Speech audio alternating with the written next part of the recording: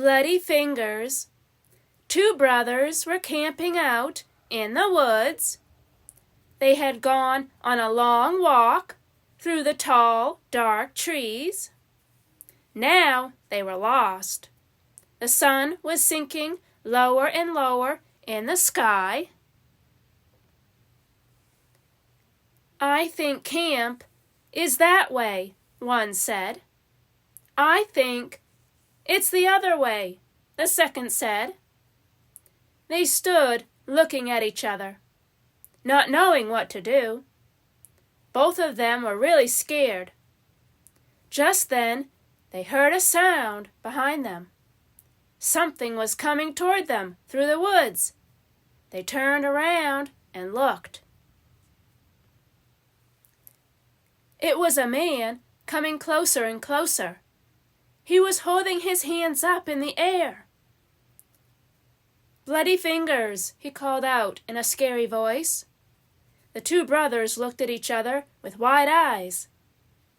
Then they started to run. The man ran after them. "Bloody fingers," he screamed. The brothers ran faster and faster, but the man kept up with them. He held out his fingers. They could see the blood. "Bloody fingers," the man kept calling. The boys were shaking with fear now. Then they saw their camp. Maybe they could make it to their tent.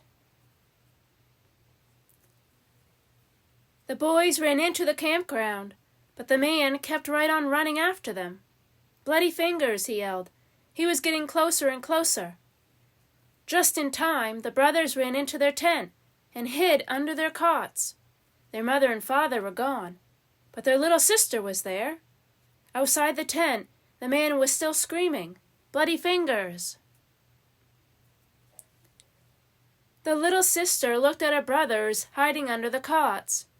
Then she peeked through the tent flap to look at the man. "Bloody fingers!" he screamed at her. The girl picked up something from a box in the tent. Then she walked outside. The man pointed his bloody fingers at her. "Bloody fingers," he yelled. "Have a Band-Aid," she said.